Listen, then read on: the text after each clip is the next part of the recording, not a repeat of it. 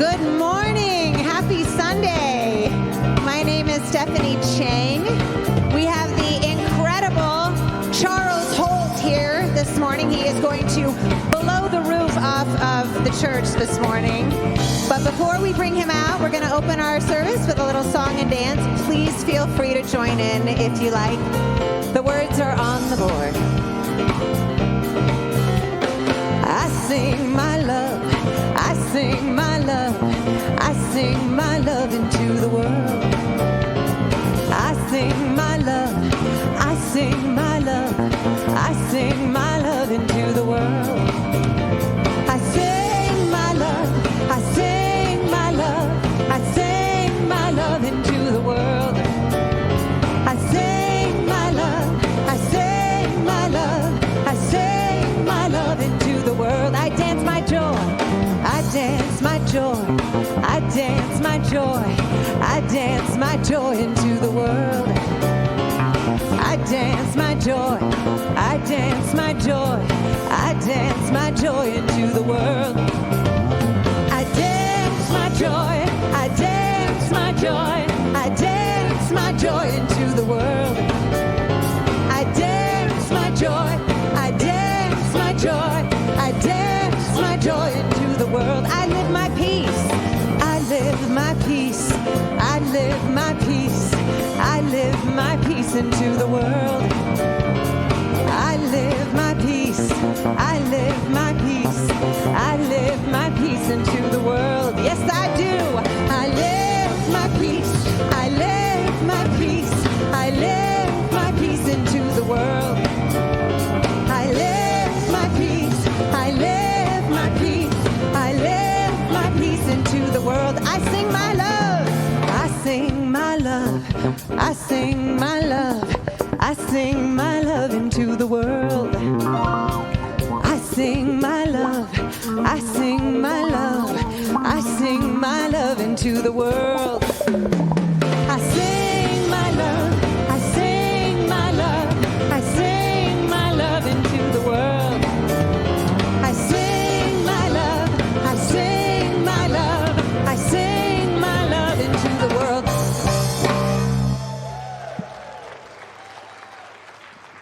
Thank you, Stephanie. Thank you very much, and thank you to our band. Good morning, Mile High Church.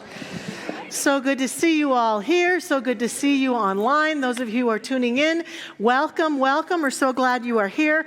I understand the Colfax Marathon is well underway. Yeah, so lots of people out there running, having a good day. I've gotten some messages and some texts from people who've done parts of it or other parts of it. So let's send our blessings to them. I just feel like I run a marathon for that last song, but that's a whole other story right there.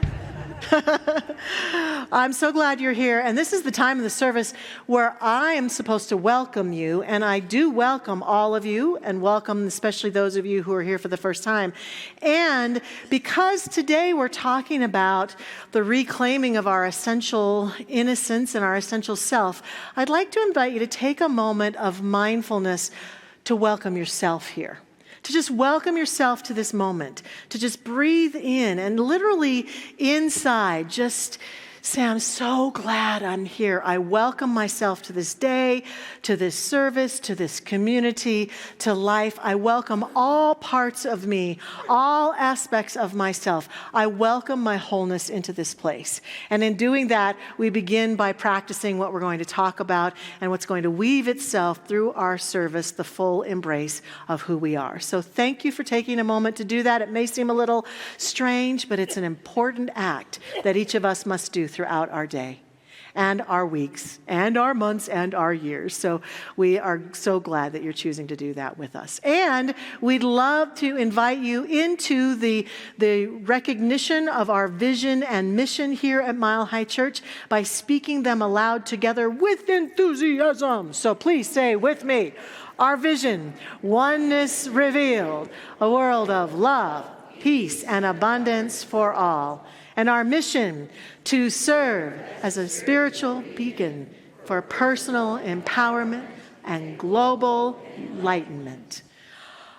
So good to remember who we are and what we're here to do together. So please take a moment to breathe in with me now as we step into spiritual practice together. We're going to sing, have some silence, and then Reverend Rama is going to pray us in. Let us begin.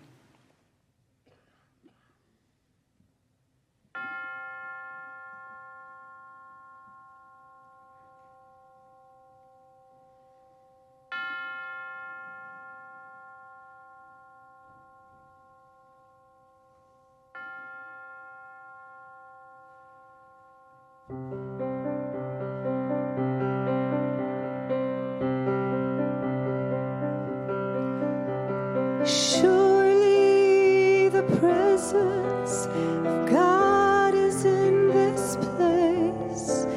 I can feel the mighty power and the grace. I can hear the brush of angel wings. I see glory on each face. Surely the presence of God is in this place.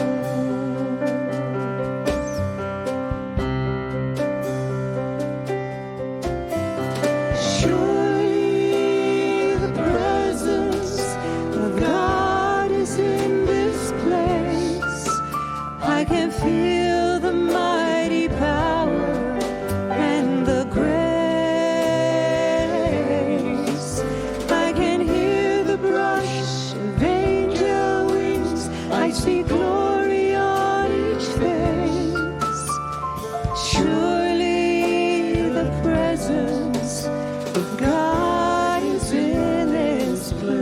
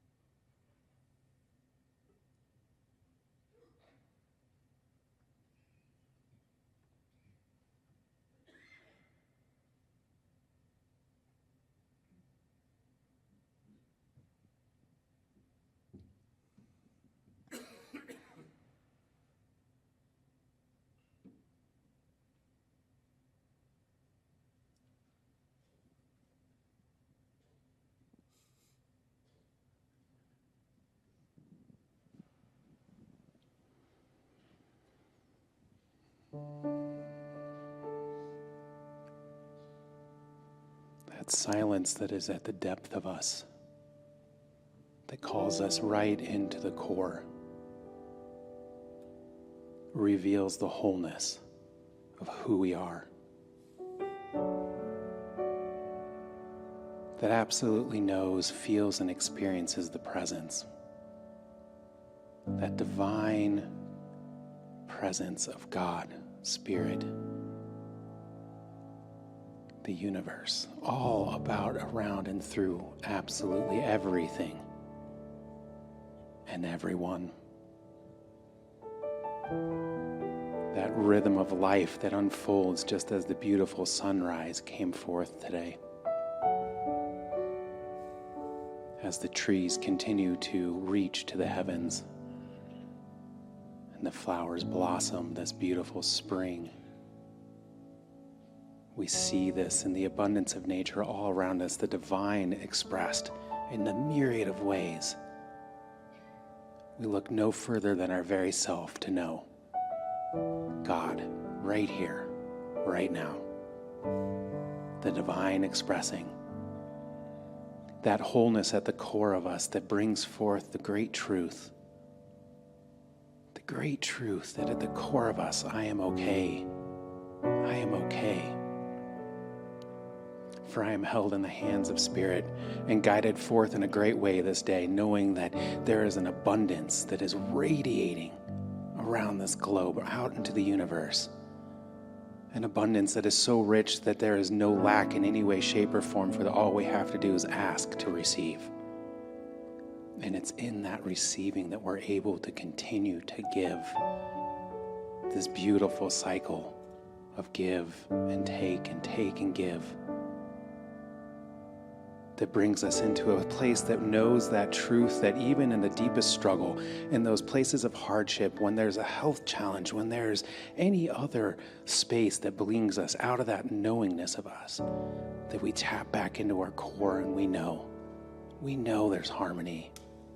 We know that there's a radiant peace, that there's a divine expression that brings us closer to God this day. And in that divine expression, we bring it forward to help others remember their truth.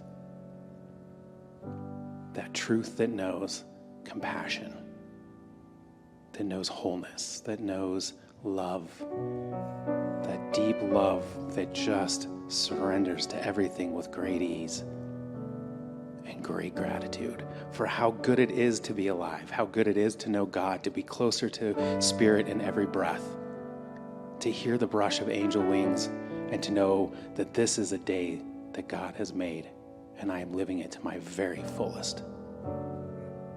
In this richness, I say yes. Thank you, life. I set this into the hands of God with love, knowing all is taken care of. And I simply say, and so it is.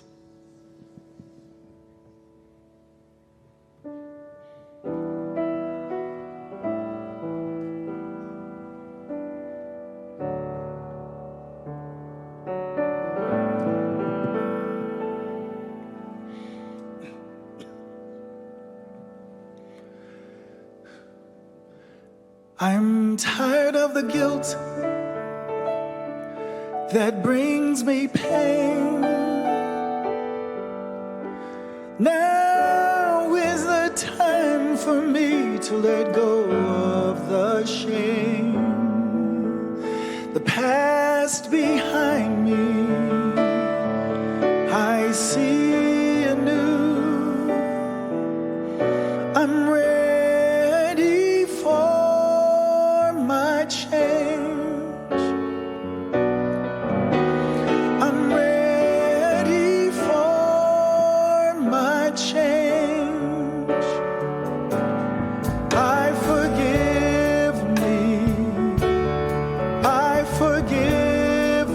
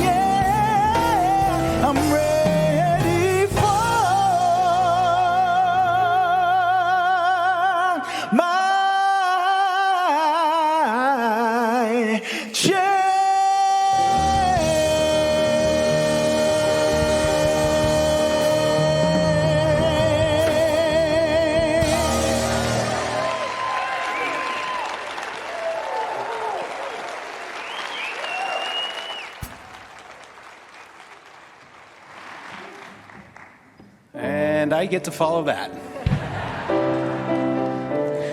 Our readings today in support of today's message, just like the songs that have been curated for support of this message, it's all the message. And our readings come from Steve Maraboli. The truth is, unless you let go, unless you forgive yourself, unless you forgive the situation, unless you realize that the situation is over, you cannot move forward. And Sandeep Mehra shares, scratch the surface and you will stay lost. Go deeper and you will awaken. And finally, from Brittany Burgunder, hold yourself back or heal yourself back together. You decide.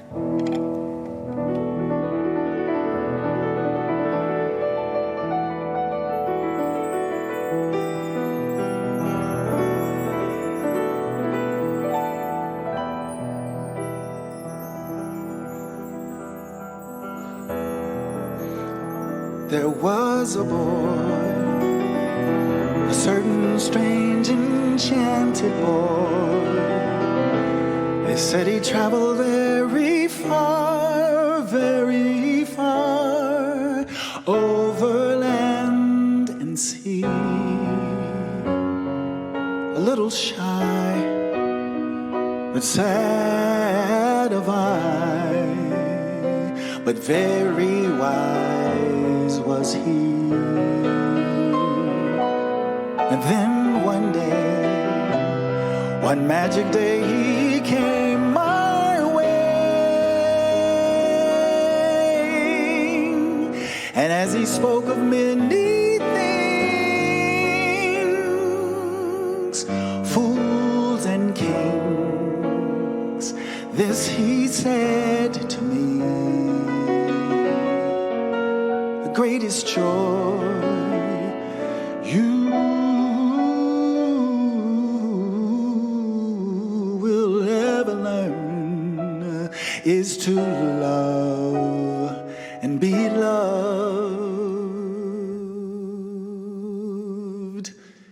in return.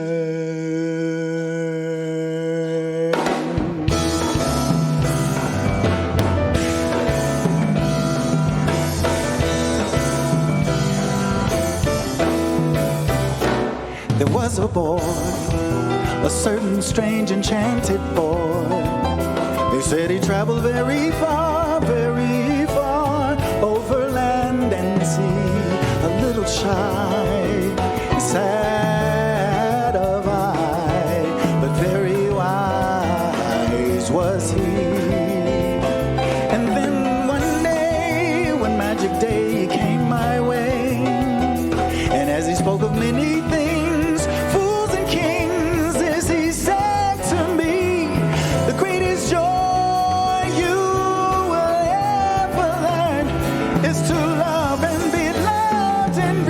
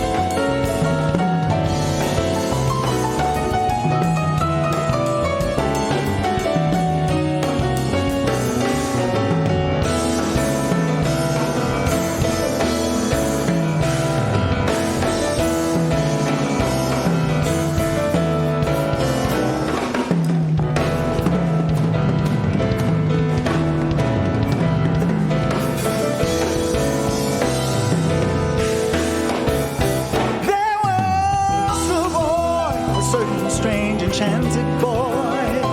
They said he traveled very far, over land and sea. A little shy, and sad of eye, but very wise was he. And then one day, when magic day came my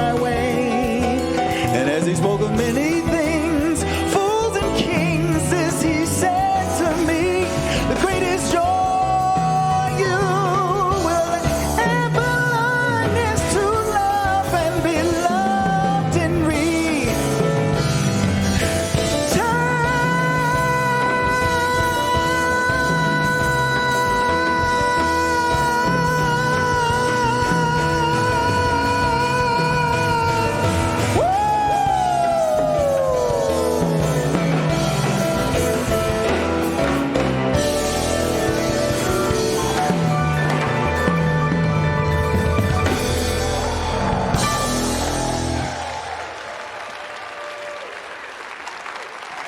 Charles Holt. Wow, thank you, Charles. All the way from New York City, Broadway singer Charles Holt. So great.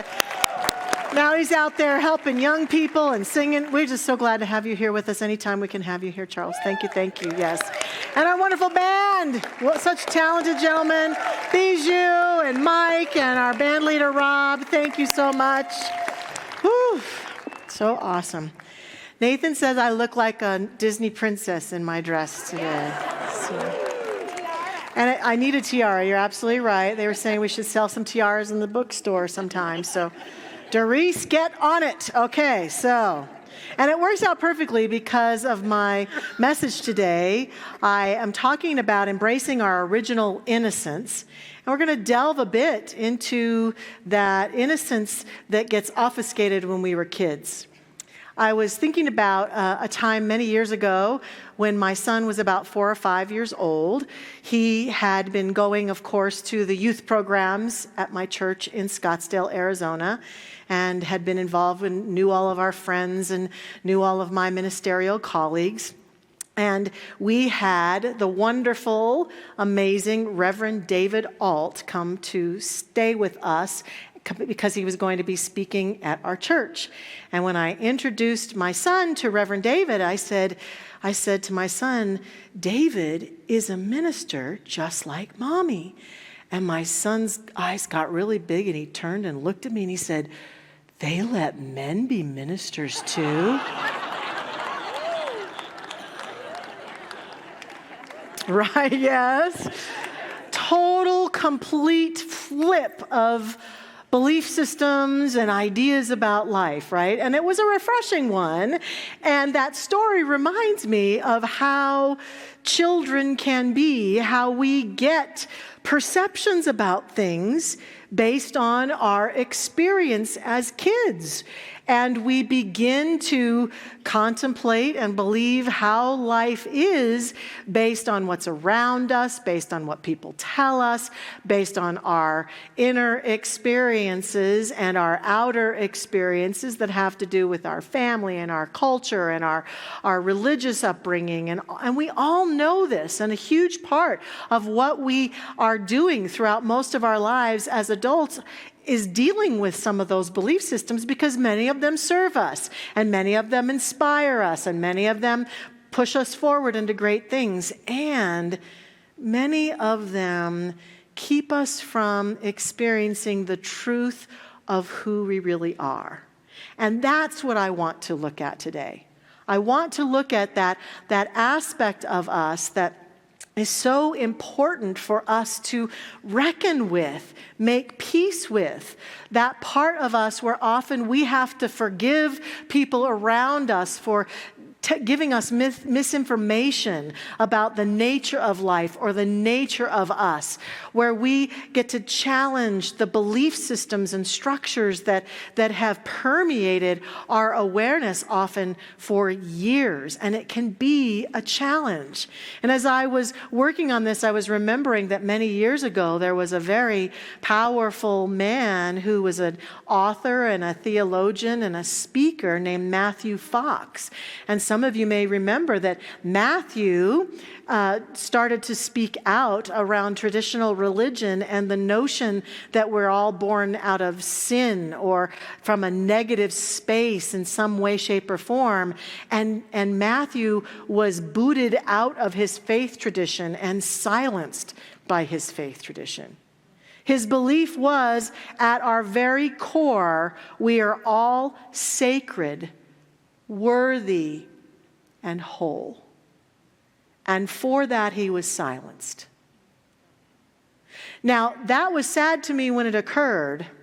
And what I think might be happening for many of us is that inside of us, there's a voice, just like Matthew's, that is saying to us, oh, at your core, you are sacred. You are holy. You are whole. And my question to you today is, are you silencing that voice? Have you got belief systems from a long time ago about the nature of life and the nature of yourself, belief systems about what's possible, belief systems about what's not possible, belief systems that are keeping you from that full expression of wholeness? Because here's what happens when people are able to do the sacred and holy work of healing those voices and belief systems and ideas about themselves that obfuscate that wholeness. There is an energy and a life force and a presence that is palpable and that allows someone to begin to become into alignment with the true nature of who they are. What I think begins to happen for many people who rediscover this voice of wholeness is that things like anxiety and depression and deep sadness go away. When we're able to forgive finally and let go of the experiences that we've had that we think make us less than whole, we are filled with a life force and an energy that deals with the fatigue and the resistance that we might have felt up until now. And we're able to then, at that point, live the life we came here to live. And it seems to be the game that is afoot for all of us. It's not just some people, it's all of us. The game afoot is the rediscovery and the reclaiming of that sacred, innocent self that often is connected to that inner child, that part of us that's this magical presence, creative and joy-filled and has wonder and curiosity and open-heartedness and wholeheartedness at its core that's connected to the God self that we are. But we may have been pushing it down, trying to be mature, trying to be an adult or whatever it might be that we've been trying to be. Today, I want to invite us into a reclaiming of that. But sometimes we have to heal the wounded inner child. So I was thinking about a way to list some of the ways we could know if we might have a wounded inner child that needs healing. And suddenly I was giggling to myself thinking about the David Letterman show. And remember how he used to do the top 10? And they were always so wonderful. So I decided to worked for a few weeks on creating my own top 10 reasons that you may need to heal your inner child. So here's my list. You may need to heal your inner child if, number 10, you still believe a gold star sticker is a legally binding contract for love. Number 9, you say, I'm fine, but your nervous system is writing a 3-act tragedy in the background. Number 8, someone says, we need to talk, and you immediately start drafting a resignation letter from life. I'm out. Yeah. Number 7, you buy snacks like you're packing for summer camp, then guard them like a tiny dragon protecting its treasure. I know that might resonate for some of us. Number 6, you apologize to furniture after you bump into it and then feel guilty that the furniture might be upset. Yeah. This is a big one. Number 5, you hear the word authority and your inner 8-year-old whispers, we ride at dawn. Number 4, you can receive a compliment, but only if you first file a formal rebuttal with supporting evidence, right? Number 3, you think rest has to be earned and relaxation feels suspicious, like a trap set by productivity. Yeah. Number 2, you keep waiting for an adult to show up and handle everything, and then remember you are the adult. And briefly consider hiding behind a plant. And number 1, you treat your worth like it's on a subscription plan. One missed payment and it gets canceled. Yeah. Resonate for anybody? Yeah. Now, if any of these felt a little familiar, please know it doesn't mean that something's necessarily wrong with you. It just means maybe that something tender in you is still yearning to be seen and to be heard, to be acknowledged, maybe even to be loved and healed. These aren't signs of being broken necessarily. They're just signs that something within is inviting us back into our wholeness. And that's what we get to do. We get to see our life as feedback, an understanding that if everyone is going through this, it seems as though we all get born into this life, then we all start to immediately experience spiritual amnesia, and then we spend our life searching for ourselves. It's like a huge game of Where's Waldo, but insert your own name, right? Looking. Where am I? Who am I? What am I? What's true about me? And the truth is our inherent wholeness. And so we have to then deal with the things that have gotten in the way. What are the constructs, the belief systems, the things we've done to build an identity that isn't connected with our wholeness? So we start with a long held notion about how we do this, the psyche that we develop. And I want to look at Carl Jung's notion of our shadow today, because I think that's a really beautiful construct for how it is that we begin to come to conclusions and create ideas about ourselves that can fall into the category of shadow the way that he expressed it. And many modern thinkers and thought leaders, psychologists have taken on this notion and have used it to help people to really rediscover themselves. One of them is Dr. Rachel Naomi Remen, who says to us, shadow is the wound that a culture inflicts on its people, a diminishing of innate wholeness through a collective judgment or disapproval. Every culture diminishes wholeness in its own way. All people born into a culture find approval for certain aspects of their own wholeness and suffer judgment for certain other aspects. It's only human to trade our wholeness for approval. I want to say that again. It's only human to trade our wholeness for approval and share then in the collective wound. Some of us are more deeply wounded than others, but no one escapes. No one escapes. We all have these aspects of ourselves, just like my son's belief that only women are ministers. It's not necessarily the truth, but it's what we believe. And not all of them are damaging or hurtful, but many of them are. And when we reclaim ourselves in wholeness and play and dance with this shadow aspect of ourselves, we find so much more of us is available to us. Jung said the shadow is everything in us that we reject, deny, hide from other people. And as children, he said, we thought the safest thing in order to belong often was to push aspects of ourself aside, to hide them, to keep them from expressing so that we could feel love. This is about learning what's acceptable and what's not acceptable, or what we believe is acceptable or not acceptable, or what people tell us is acceptable or not acceptable. Now, the interesting thing about this, though, is that we can't just have a part of us just go away and never express. So even though we may push this part of us down, it's still there in the depth of our being.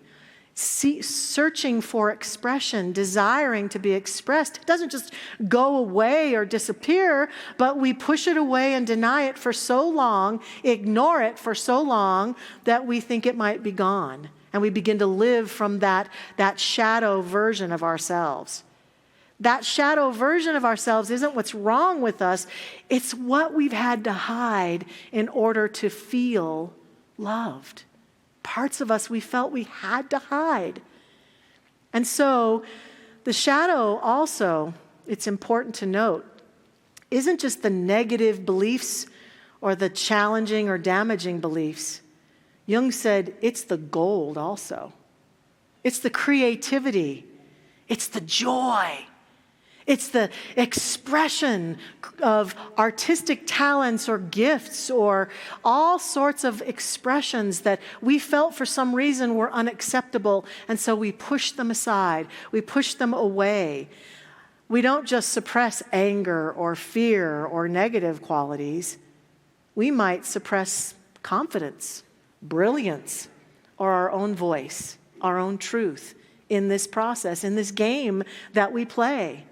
And we lose our sense of wholeness. It doesn't go away, but we lose our connection to it. And we must find it. So the other thing about the shadow is what we don't own, what we don't allow ourselves to see or to express, often gets projected onto other people. So if we haven't allowed ourselves to project or to see our powerful creativity, then we come across someone who's creative in ways we'd like to be, and we can appreciate it, but maybe it's like over the top, like, oh my gosh, that guy's amazing the way he does art. Is it some projection of a part of us, the artistic self, that knows who it is and never let itself express? And sometimes we project negativity onto people too. In fact, Jung would say the way to know if we're doing that is very strong reactions that we have to other people. The shadow can run our life and can be this unconscious aspect of ourselves. So we're looking out at the world thinking everybody's judgmental and everybody's so angry and everybody's so this or so that or so unloving or so unsupportive and everybody's so this, when all the while it's because we've got a wounded aspect of ourselves that's saying it's time to heal that part of you. And so we just project it onto everybody else. So it's important to pay attention because these moments can help us see where we're hiding from our wholeness. And we have a chance to reclaim it. Because he says until we bring it into the light of awareness, the shadow will live our lives for us. And so what we're seeking today, as we are embracing our original innocence, is a return to that wholeness. And I want to stress that it's a return to wholeness, not perfection. We're not seeking to be perfect. I just would like to say, in case no one has ever told you this, you're not perfect. You never will be. Now, your spiritual perfection, you're God in perfect expression, but in terms of your human side, you're not perfect. You're gonna make mistakes. You're gonna mess up. You might say the wrong thing occasionally or do the wrong thing. You might hurt someone's feelings every once in a while. You might step on someone's toes. There's no one who doesn't. You're not perfect. So we're not seeking for a perfect kind of human that never makes a mistake or does anything wrong. We're seeking for wholeness.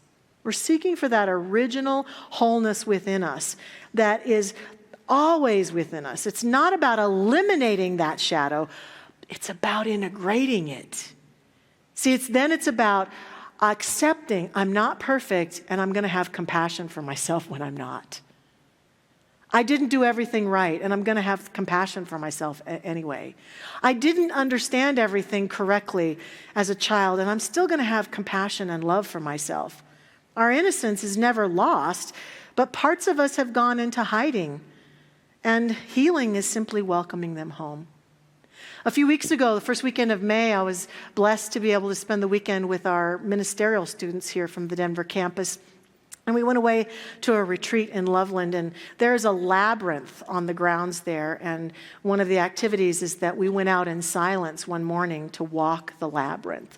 And I went into the labyrinth, and we, of course, were invited to set an intention for going into the labyrinth. And I set an intention for healing and wholeness.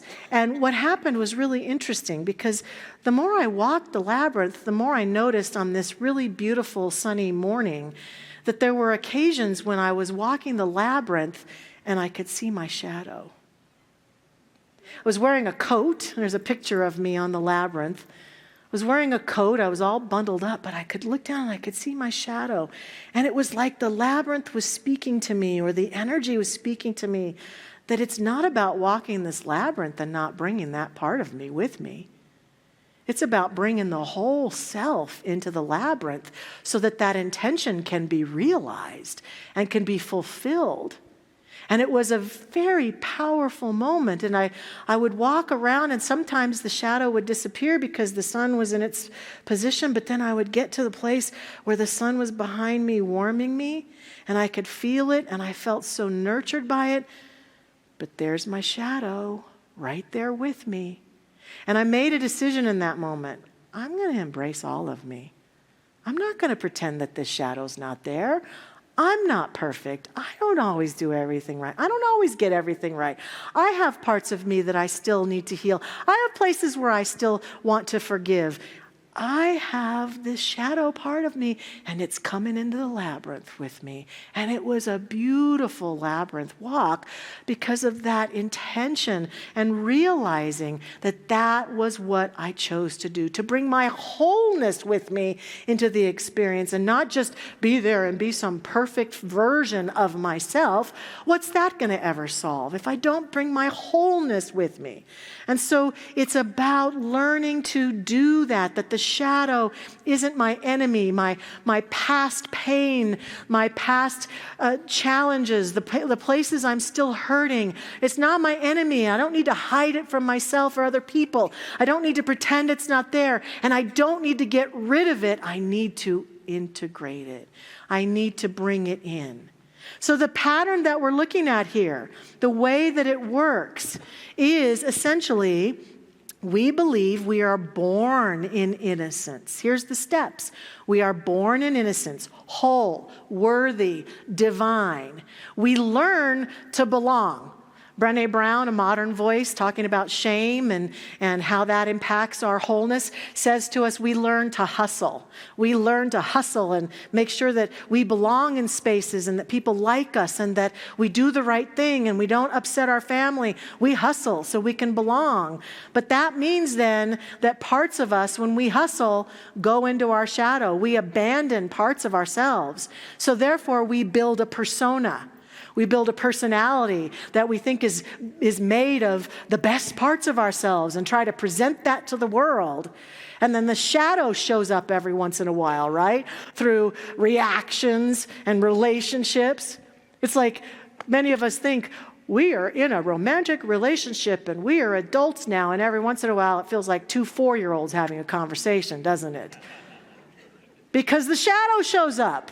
That's why we have conflict. Or at work, we feel like we're adults having a work environment experience, and then here comes two 8-year-olds duking it out. And it's like, and we're shocked and amazed that that happens, but that's how it works.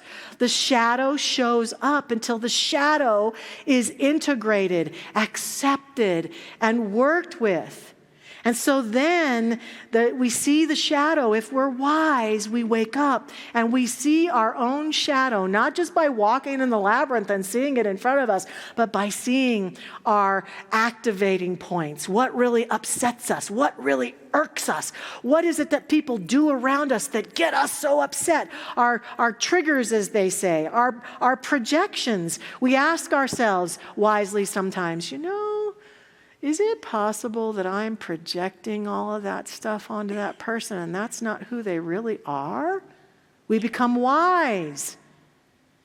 We see the game of the shadow. We see the patterns. We see ourselves through this. And then once we've seen ourselves, here's the transition point. We heal. We start to love what we hid. We start to love what we hid. We don't fix it, but we learn to integrate it. And our innocence is restored through that process. Not naivete. Not like we're a bunch of little kids running around who don't know what we're doing, but the blend of ourselves is the magical, creative, profound being with all of its creativity and energy. Original innocence is not the absence of our shadow. It's the loving presence that can hold every part of us.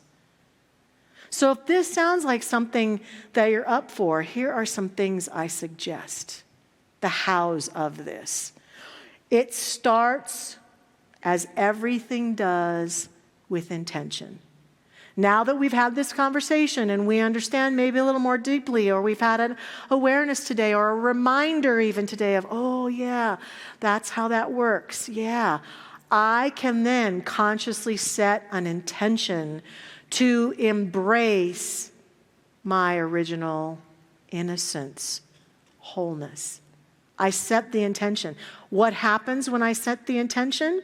I choose it over and over again. I write it down. I draw it.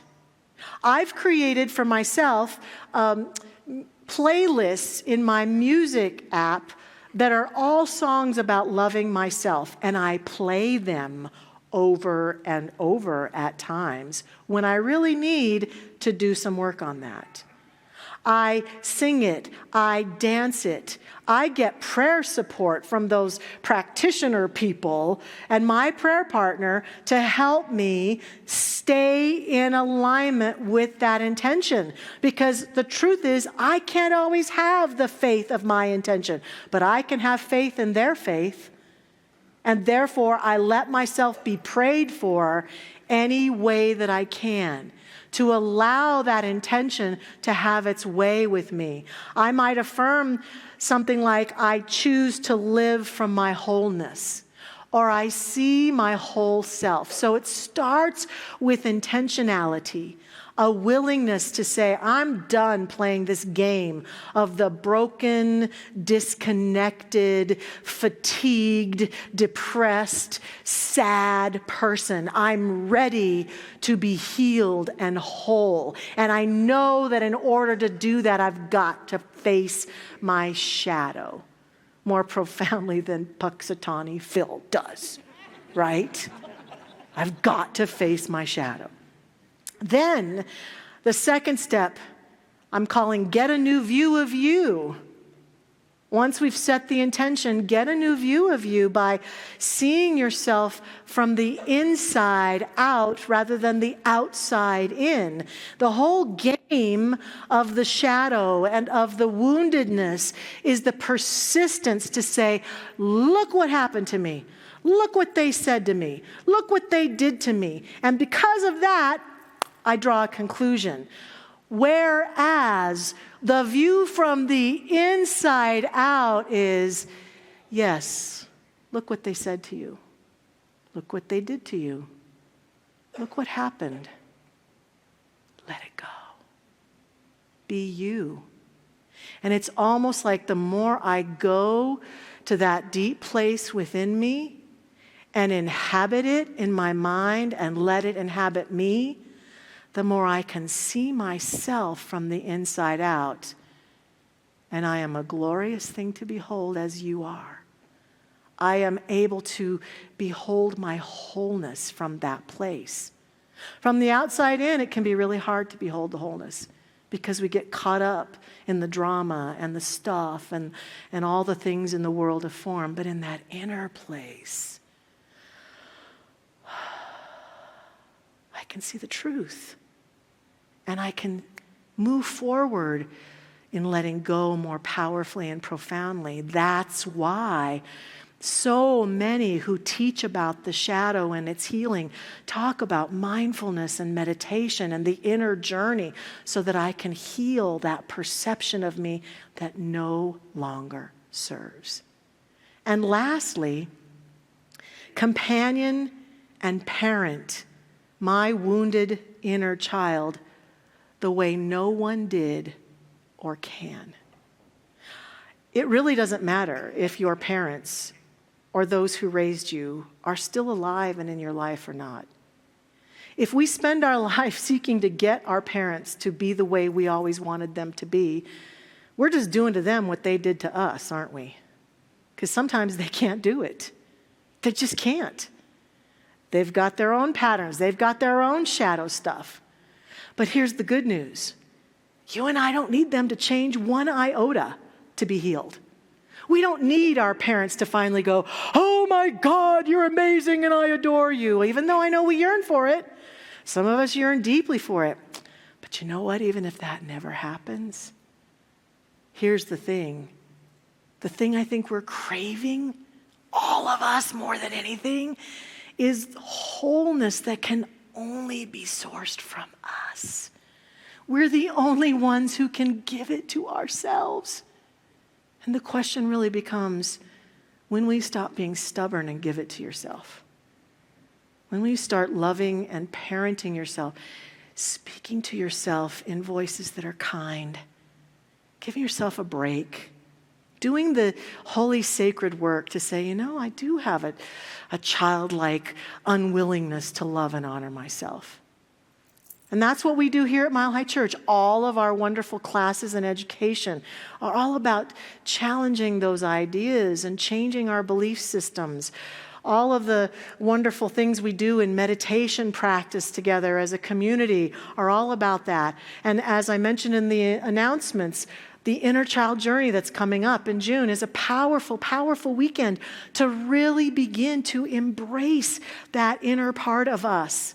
And it takes courage. Sometimes when people come to the Inner Child Journey, they're scared to death of what we're going to ask them to do in order to let that go. And I would love us to be courageous in embracing our wholeness and being willing to walk fully into it, to say, this is my chance to let all that old stuff go and start to parent myself and love myself the way I'm yearning to be loved. And I imagine a world where we all step into this. Imagine that world with me. It would be a changed world. I close with words from our founder, Ernest Holmes. He says to us, true non-resistance is the surrender of every arrogant attitude of mind to good and good alone. Those who have made this surrender have found real peace of mind, happiness, and wholeness in the only place it can be found, which is within themselves. Keeping that in mind, let us pray together. I invite you to go within, and I invite our practitioner prayer partners to stand with me as we stand together in prayer. And in this moment, we just surrender into that space, that holy, sacred space of oneness and connection. I recognize and honor that no matter what our perceptions may be about each other or ourselves, there is a pure, sacred space within us where the truth of us resides. It has always been, it shall always be. No matter what has occurred in our life, it is there at the core, the juicy, warm, loving, energizing center of us. And I accept and affirm this day that each one of us is inspired in a new way to claim and be and embody that whole self. And that we set an intention to move forward in a way that allows us to let go of any erroneous conclusions, to heal the shadow self and come fully into the light of ourselves and integrate our shadow with loving compassion, joyous recognition, to return ourselves to ourselves. I accept and affirm that this is who we are. This is how we are, and this is how we walk forward. Whatever it takes, we allow ourselves to take those steps and to be guided fully by that wholeness within that whispers lovingly to us and helps us to see the way clearly and see the path fully. Oh, what a joy it is to see this and behold this about each one of us, and to feel the healing that comes into our lives and the healing that bursts forth into this planet through this work. And so I give thanks for this. I give thanks that it is done, and I release it now, letting it go and letting it be, knowing full well that as it has been spoken, it is so. I let it go, and so it is. Amen.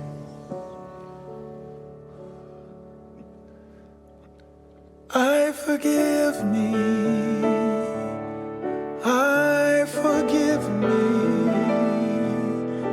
Everything that I've been holding on to, I let go. I surrender. I surrender.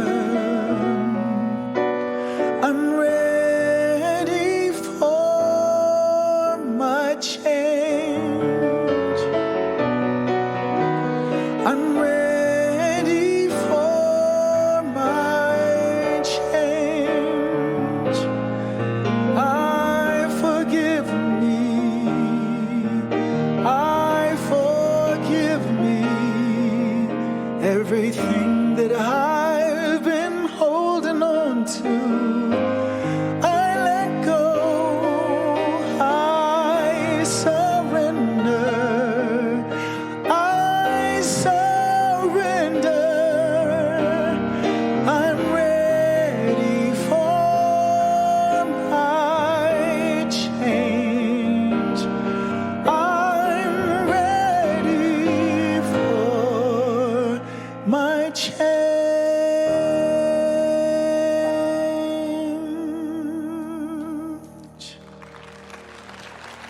Thank you, Charles.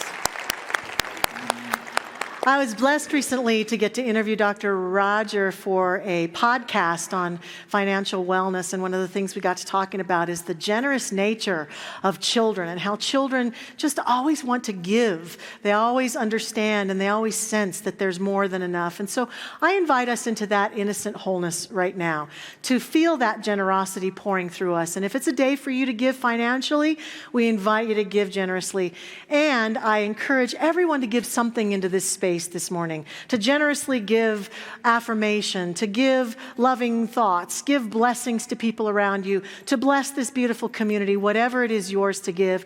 Allow that invitation to appeal to that deep wholeness within that knows the truth about it. And as you do what you do today, let's affirm the truth by saying our affirmation together. Divine love, as me, blesses and multiplies all that I am, all that I have, and all that I circulate. And so it is.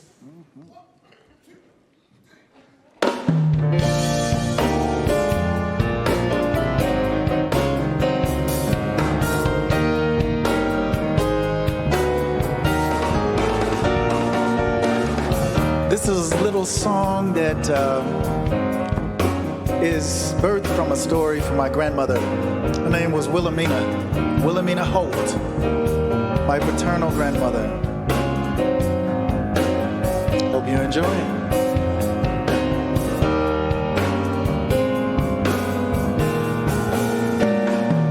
She said, "Come here, little boy, sit yourself right on down. Business is it of yours that somebody else has moved into your town? Just because they don't look like you and they don't play by your rules, what gives you the right to criticize?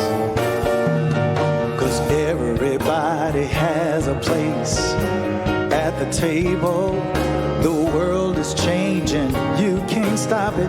You ain't able, no, to think that things will stay the same. It's just a fable.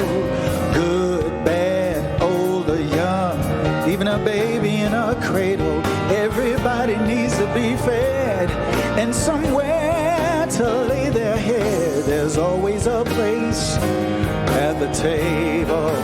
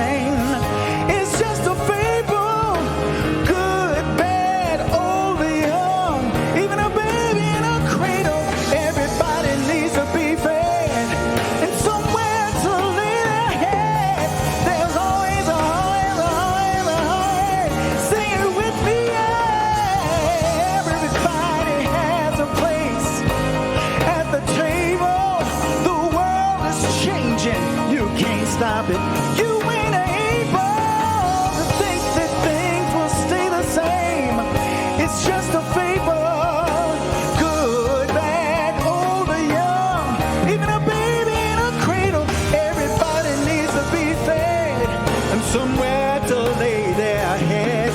There's always a place at the table.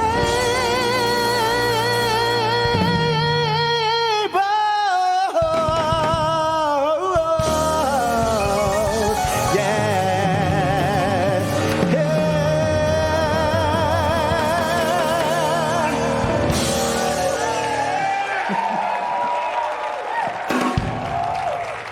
All right, aren't we blessed? My goodness. Charles, thank you for bringing the table for us to sit at with you today. It's incredible, incredible. Hey, speaking of tables, sorry to make this connection. Charles is going to be out at his table right after the service. He's making his way out there right now. He's got some opportunities for product for you. He just really loves to connect. So if you want to go say hi to him, he would love to say hi to you. And for the online folks, I'm sorry you can't say hi to him in person, but do find his website, connect with him. He would love to connect with you there as well. It's a great day. If it's your first time, you chose a good one. And every day at Mile High is a good day. So thank you for coming. We would love to meet you out in our Welcome Center. Say hello to you, give you a couple of gifts, some opportunities to connect with us. It's a great time to do that. And if you're looking for some prayer support, including our online folks, there's ways to do that, whether that's down front or with the prayer counters in the back, so we can pray for you all week long. We have a workshop happening today at 11:30 from Reverend Steve Kinsfather.